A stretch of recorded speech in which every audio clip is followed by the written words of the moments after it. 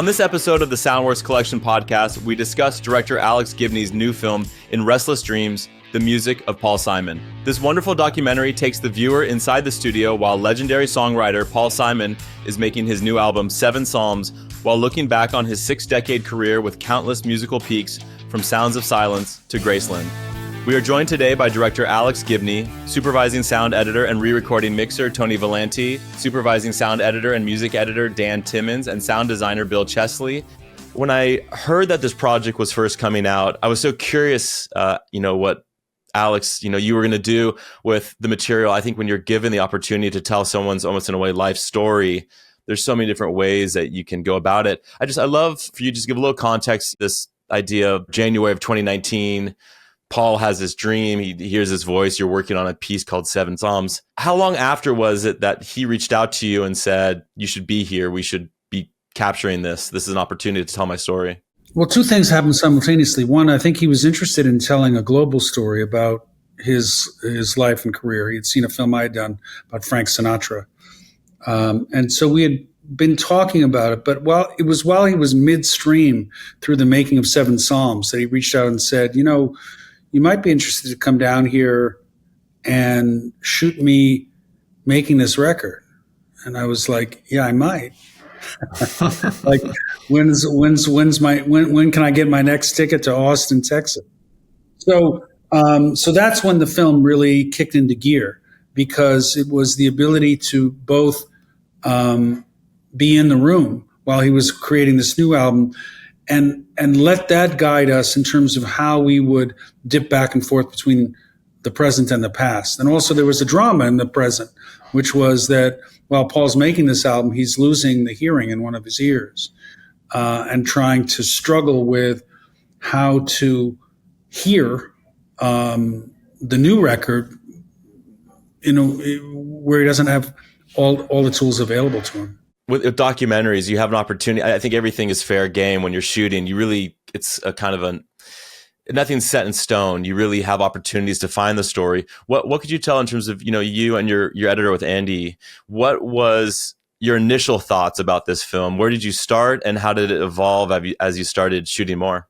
I mean, like I said, it really took off when we had this present day story that we could follow. And the film, in a way, is kind of constructed along the lines of the 7 Psalms. It starts at the beginning of the album and takes you to the end. But along the way, there are a lot of scenes of rehearsals and performances and kind of writing sessions. And we made a decision not to ground them rigidly in terms of time, but to allow for a kind of free-flowing timescape. So it might be that he's working on a guitar line in his studio in Wimberley, Texas, finishes that guitar line in a studio in Austin, Texas, and then maybe embellishes it with other instruments in a studio in New York. But that wouldn't be, it would be, and from a sound perspective, that made it, challenging but also interesting. So you're not cutting it together in a way that says, on January 6th, 2021, session 5, Paul Simon. It's just free flowing. And that was something that in the execution was done extraordinarily well by Andy in the cutting. And then, of course, this team, helped to make it work so that it feels like it's uninterrupted, even though you're going from, you're moving through space and time. Yeah. For Tony and Daniel, I love for you guys to discuss, jumping ahead even in the first part with when we introduced engineer Roy, Halley, and producer Tom Wilson. Like I could spend, hours just kind of being a fly on the wall for those moments. Let's see what this is. Surprising to me, I didn't even know that this stuff still existed. I thought they lost this stuff. No, they've got the multi-tracks of Bridge. It's pretty amazing this stuff still exists.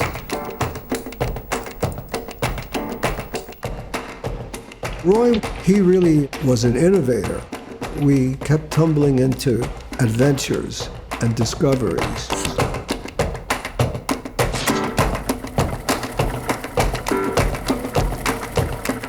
Cecilia was just a rhythm track. About 1 minute and 15 seconds, and made a loop of it. We literally made a tape loop of 2 or 3 machines. Kept going round and round. What was your sense of the condition of archival material, the source material that you guys are going to be delivering? You know, like when you start going through vaults, you start trying to find multi-tracks and you start trying to, you know, see what your options are. What was quickly being revealed of, you know, your options when you started going into archival material? Just that there was many options, many varieties of you know, varying degrees of quality.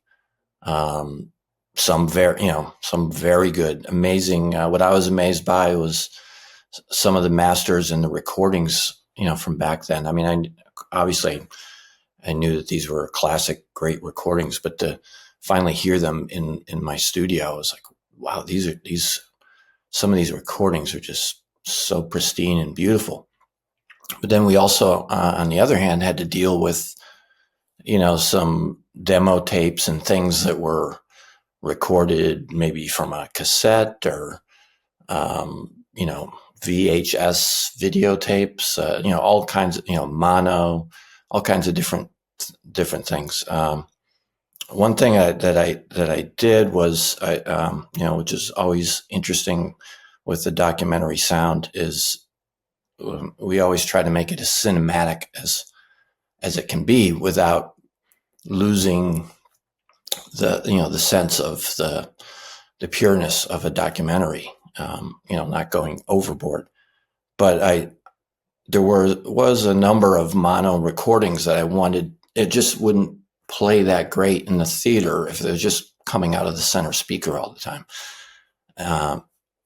But I was always conflicted with keeping the integrity of the recording, trying to decide when it should stay mono, and other points where, okay, I want to make it a little more cinematic, spread it out, use some plugins to stereoize it, enhance it a little bit more. So it was constantly going through the material and figuring out what should, you know, and sometimes the material just would tell me. I would say, oh, I want to make this stereo, and it wouldn't sound as good in stereo as it did in mono. So I would keep it mono. So I'd let the picture talk to me, and I'd listen and try to figure out the best way to handle it. Alex, sourcing material for you, you know, when you start asking, even like Paul wouldn't know, like, oh, I forgot I had these multi-tracks. Like, how do you navigate finding what's in someone's, like, you know, probably in Paul's personal archives versus stuff out in the world? Like, how do you describe your kind of research investigative phase of trying to just see where these masters might live or what material has not been discovered? Shoe leather. It's the only way. You know, you got to start asking questions, and you go step by step by step by step by step, and you go everywhere from the amateur collector to, you know, putting notes up on bulletin boards to digging in with the recording companies, to also digging into Paul's personal archive. And Paul's personal archive was pretty extensive, both in terms of visual material and also in terms of audio material. And it had a lot, and some stuff we didn't even know exactly what it was until we went and digitized it. You know, there were outtakes for this film that they did in 1968. It was directed by Charles Grodin called Songs of America. It's in the movie, but it was getting the outtakes that were so extraordinary. But they were just film cans, and we had to put them up and get them transferred. Same thing with the mag track, because it was dual system. So the only way to sync them was to transfer them both. So it was a pretty yeasty process of both research and restoration that allowed us to get some of this great stuff.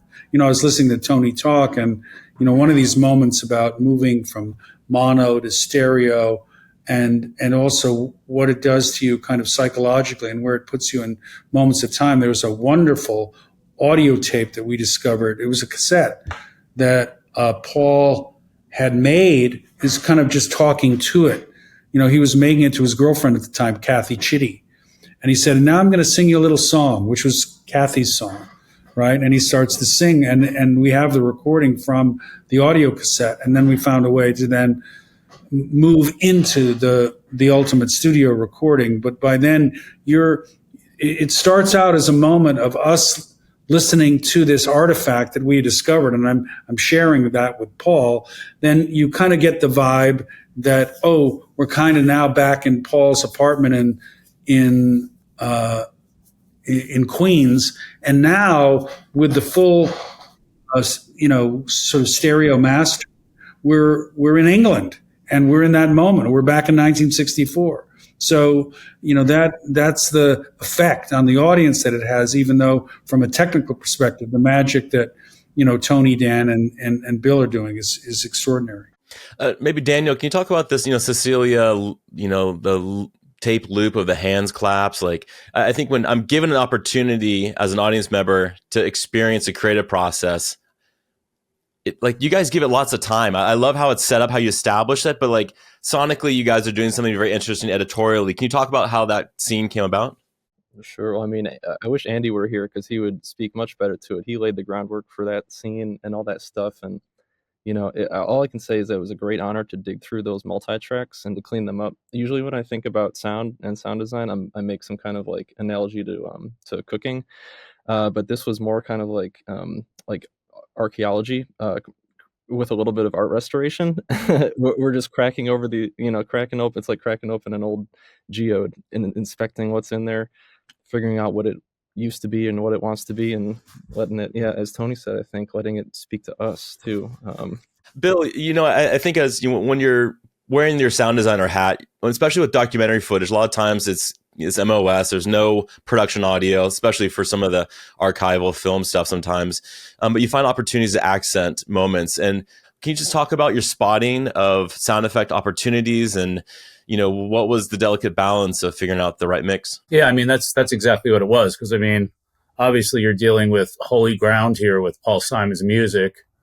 And a lot of the sequences, like the Kathy song sequence, that sort of takes you through London and has, Andy and Alex's great editorial sort of skill set just created this beautiful sort of mosaic of these different scenes, and you're hearing this great music. And then it's how do you sort of intertwine something that's representing emotionally what's going on and visually without in any way getting in the way of that music. And what you just start to find are, the rhythms within the edit.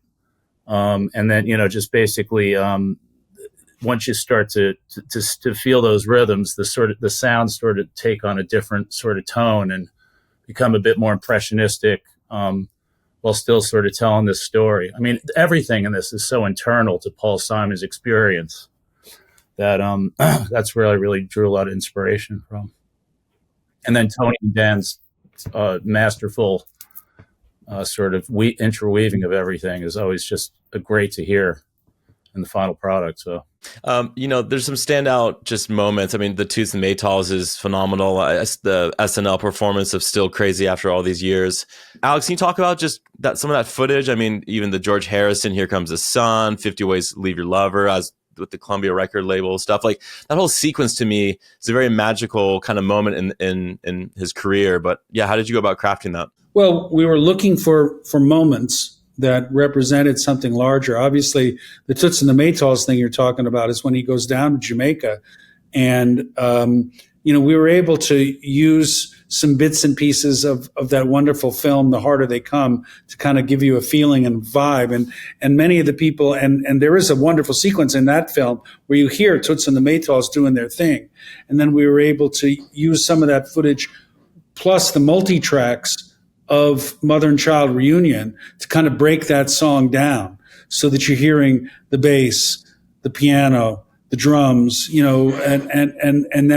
and that's something you think but it's not till you put it all together and then suddenly you hear Paul Simon's voice, you realize, oh my God, that's Mother and Child Reunion, and it's coming out of this studio in Jamaica. So that sense of time and place we worked very hard to get. The other big break we got was, for that famous concert that Paul did with the Graceland band, and Miriam Makeba and Hugh Masekela in Harare, Zimbabwe, right, over the border from South Africa to a country that Hugh and Miriam couldn't return at the time.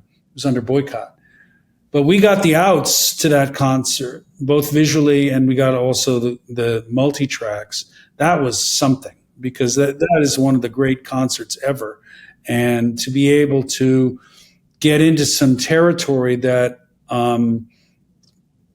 that we could spend a little bit of time messing with the rhythm of the shots, and also digging deep into the sound of the tracks, so that we could really give it an experience that was more than a kind of a live concert cut. So that was really tremendous. Tony, can you talk about, what was the source material for Still Crazy after all these years? What were you working with from SNL? So many times in the film, we transition from the sound that was from the actual show, and then it morphs into maybe a bigger concert version of that song, or it morphs into the album version of that song. And we do that a lot throughout the show. And those transitions were the key to making this, like what Alex was talking about earlier, just how the film just effortlessly flows nonstop. You're just sort of on this wave of music and storytelling that just flows. So making those transitions work was key. But I'm glad Alex brought up the bit about the concert in South Africa, because when we initially did our playback, we kind of thought we were done.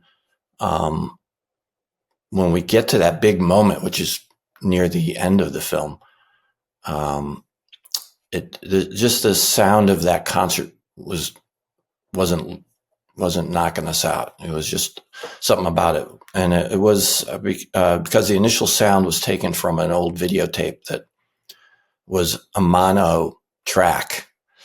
And I had stereoized it and tried to make it sound as, we're seeing these big images of this live concert. And we got it sounding pretty good. But as Alex mentioned, luckily we were able to get the multi-tracks, the original 24-track analog multi-tracks, and had those transferred to digital for us, and got to remix those concert songs from scratch with the separate tracks. And like Dan said earlier, it's like it was an honor, it just, and I think Bill mentioned it too, it just felt honored to hear this stuff in its original format.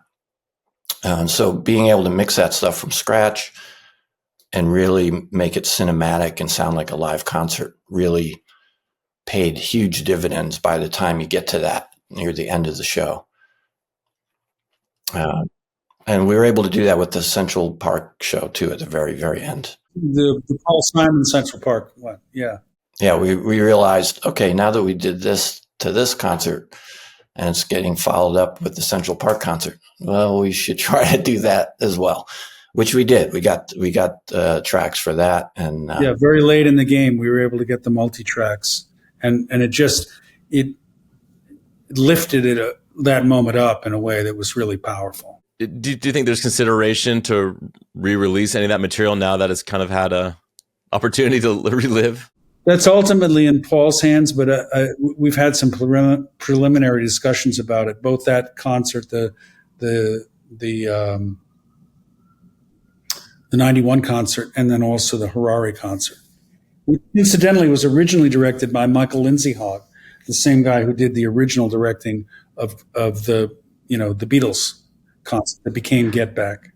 That's great. One of the moments that really stands out is for American Tune. To me, it's like a beautiful opportunity for you guys to slow things down, be reflective, lean into lyrics, and tell, to have another perspective on it from, with what you're doing.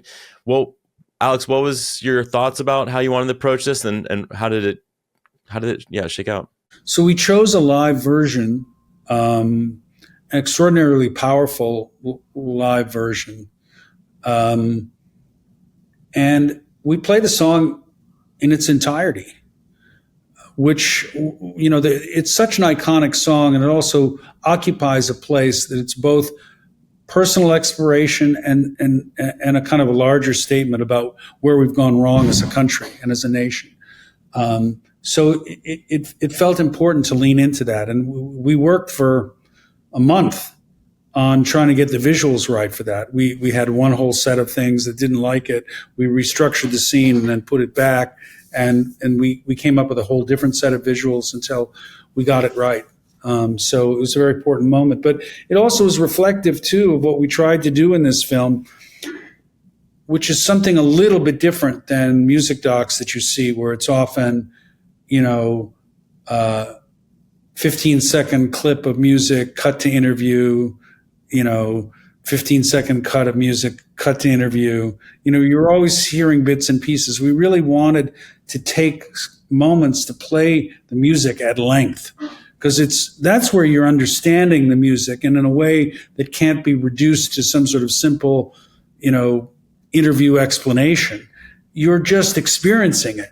You're in it. You're in the music, and so that was hard for us editorially, because it meant having to leave some wonderful songs on the cutting room floor that we would have liked to have included, but it seemed more important to really invest in the music itself and let it play.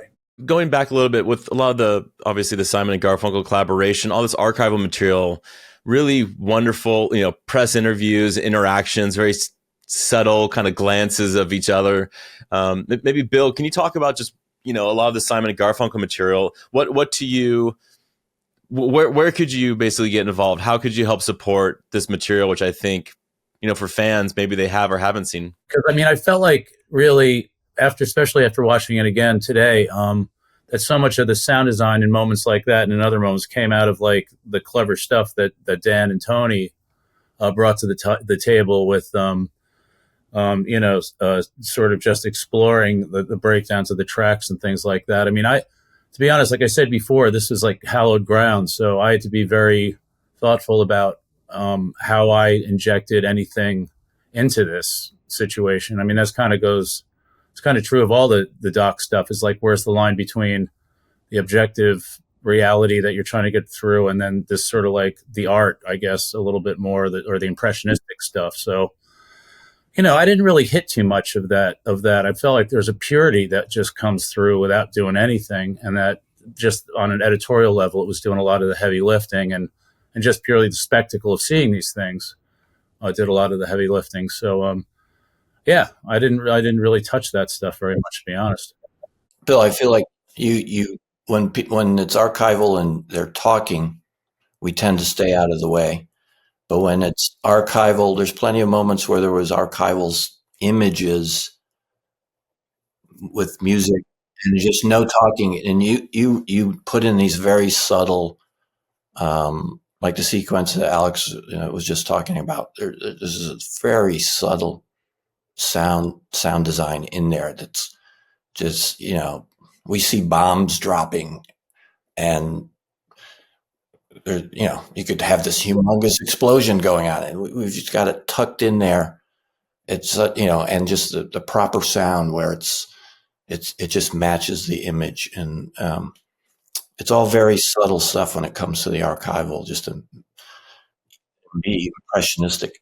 Yeah, I'm going to sing Bill's praises for a moment in terms of the kind of stuff that he does, because very often what I'm looking for from Bill is a kind of oral passage into the unconscious. In other words, you're kind of like taking the viewer someplace with a sound or a tone or that just makes it something more than an actual moment. It's evoking emotions and memories and a sense of place sometimes that is hard to describe. You just have to kind of feel it. You have to kind of feel it, because we're cutting in that sequence between the dropping of bombs on Vietnam and the dropping of balloons at the Republican National Convention, and making playful work of that, but to stitch that together in a way that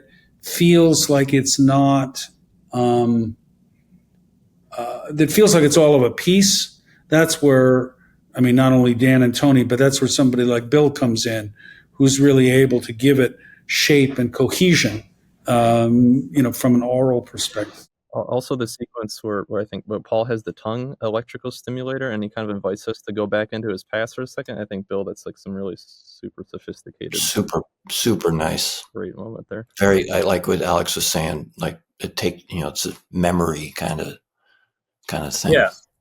Well, I just found a lot of that within the context of Paul Simon's whole experience. I mean, whether it's him dealing with the existential dilemma of his losing his hearing, to his whole songwriting process, just seems like everything is, so internal to him and so personal, and trying to get that across. I mean, especially the hearing loss stuff is like, you guys. I mean, I did some stuff, and you guys really kind of, I thought, did a great job of sort of placing it in without it being heavy-handed, because I was really kind of concerned about, obviously, it's a big thing, and how do we get across that this guy's going through this tremendous loss without being too over the top with it. So, there's a lot of things like that in the sound design. I think it kind of ties into something that Paul said about, like, he's always looking for like the edge of what he can hear. I think that informs kind of a lot of the work that we were. Yeah, that's one of my favorite lines from the film. Totally. Looking for the edge of what he can hear.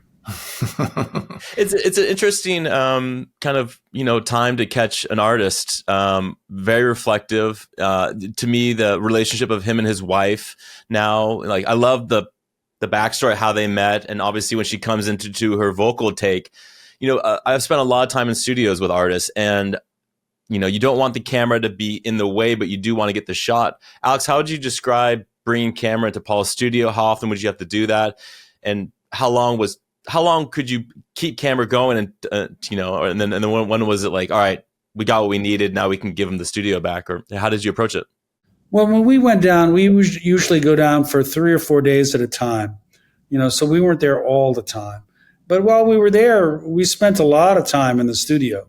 And I think actually the more time you spend, the easier it gets to be able to capture those moments. It's the same old story. People get used to having you around, and suddenly they forget. Well, they don't always forget, but they become more comfortable with the idea of cameras around.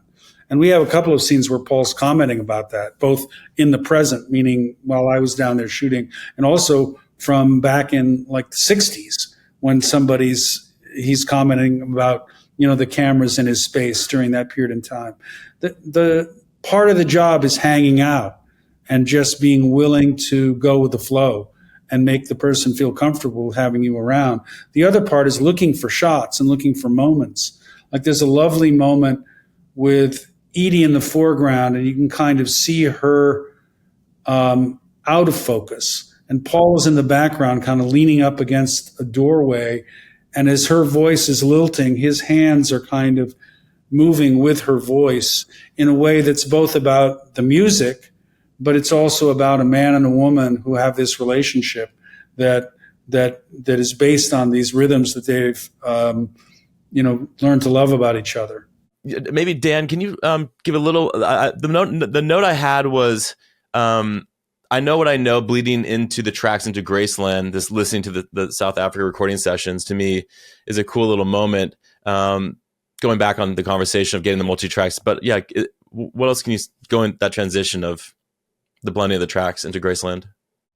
I mean, hard to remember exactly. There were so many transitions. It's hard to pinpoint exactly that one. I do know that a lot of my editing work for the music stuff was a lot of spectral editing to, like, say, let the guitar ring out longer than we wanted to, or to bring the cassette that Alex mentioned about Kathy Chitty, the song on there, that it was no longer in any key.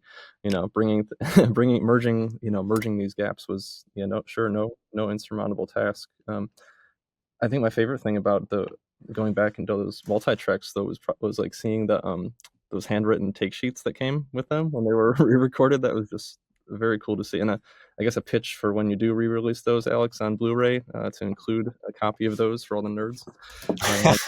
That was very cool. Yeah, there was a lovely moment we discovered in the cutting room, and Dan and Tony did a beautiful job of of making it sing in the mix. And that's where, when Paul was in those early Johannesburg sessions where he was just riffing with musicians, and there was one song that came up that he didn't really like the song, but there was a drum track he heard which reminded him of kind of like of Sun Records. And so we were able to find that song, which surprised us, because he had told me the story. And then we were able to find the song. And then we went into the multi-tracks and found the drum track that sunk up exactly to that scene that they just recorded off the cuff, in Johannesburg on a VHS tape. So that was something, and then we could kind of build Graceland back up from scratch. And then we're freely cutting to Paul now listening, 40 years later in the studio, and he's literally playing an acoustic guitar, and all of that comes together in a way that was really kind of magical. That's one of those moments where the time shifting really worked beautifully. At what point do you bring Paul in to look at a cut or show him a mix, or what's your relationship with your artist and your subject, Alex? So in this one, we made a deal that the way it was going to work was that it would be my film. It would be my take.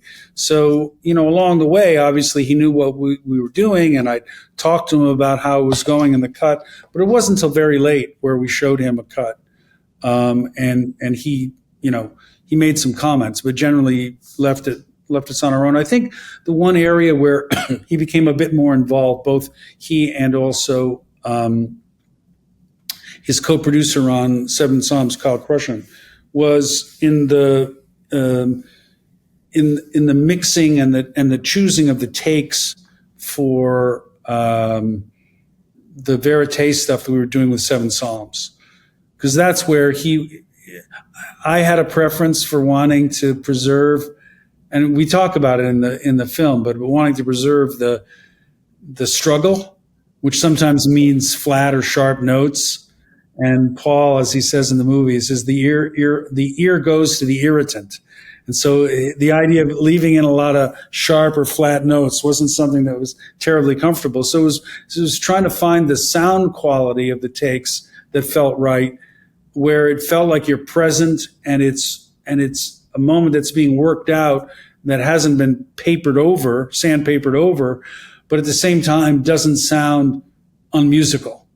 And so that's where we worked with Kyle in particular, who Paul trusts a lot, to kind of go through various takes and see if we could find bits and pieces of them to stick together in a way that fulfilled both our agendas. Say that I love the inclusion of that Harry Parch keyboard so much, because it immediately kind of dispels the notion of there being a right note.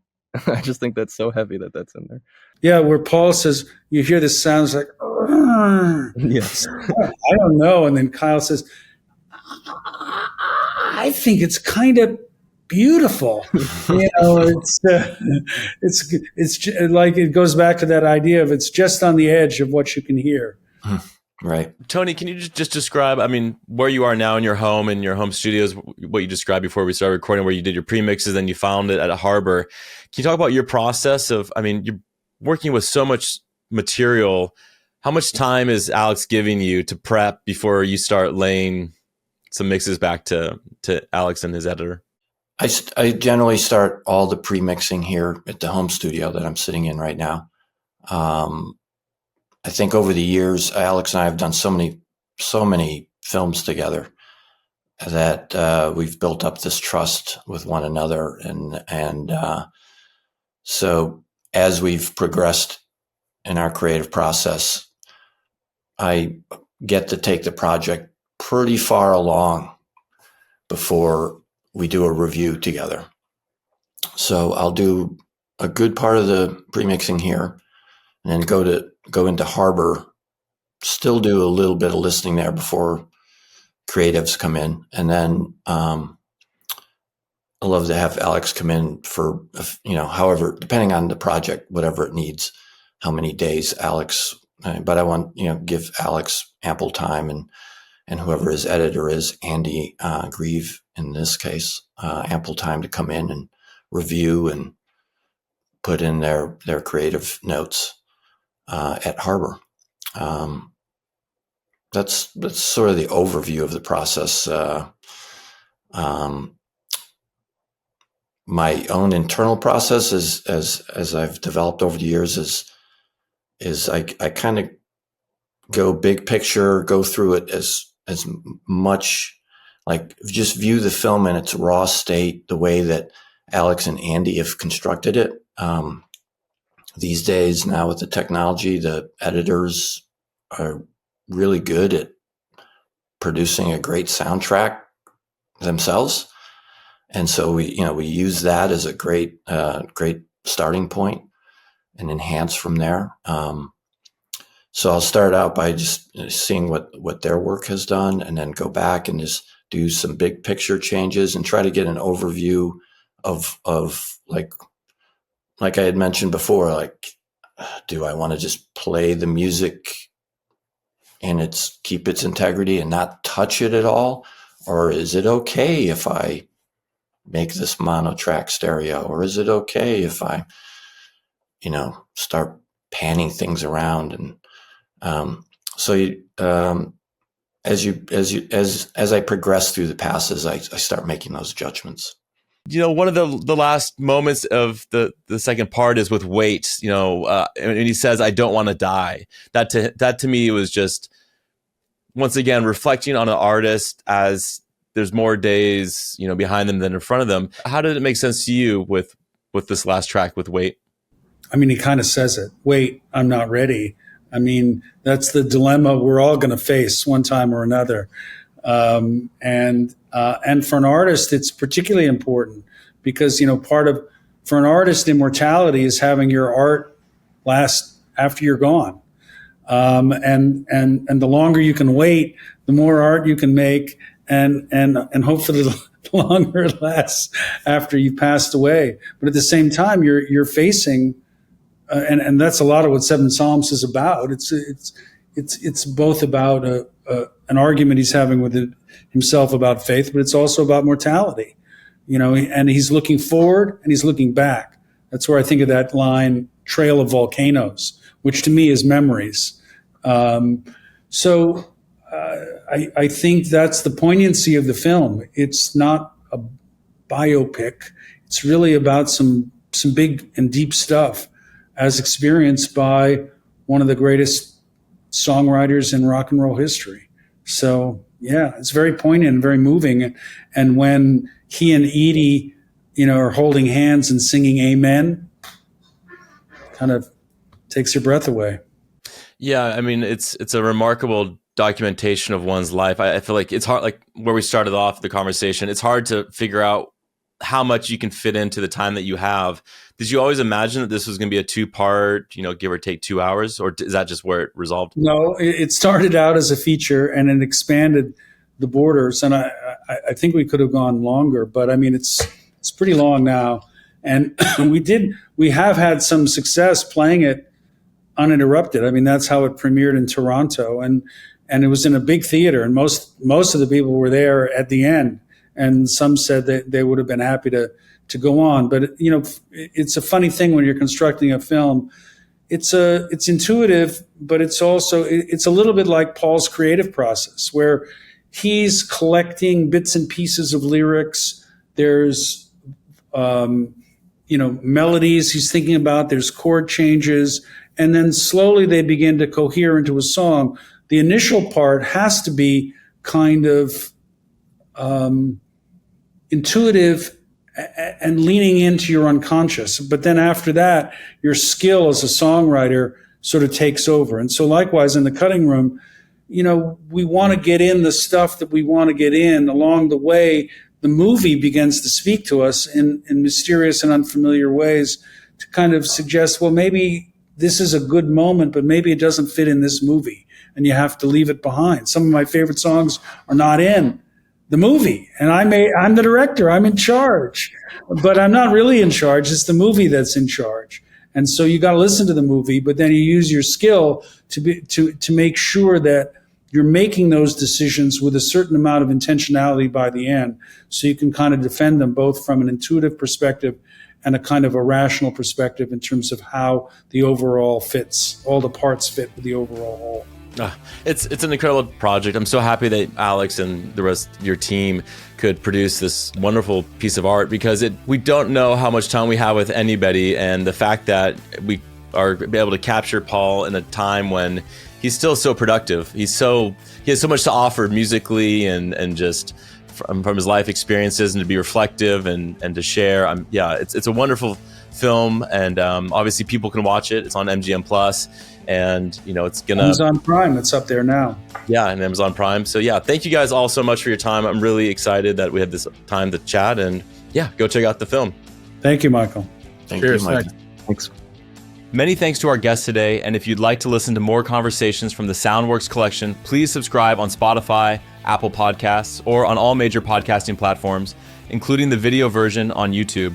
You can also find exclusive daily video clips on our Instagram and TikTok pages, and connect with other creatives around the world through our email industry mailing list at soundworkscollection.com. If you have a story or project that you want to propose for the show, please send us an email at info@soundworkscollection.com. And thanks again for listening.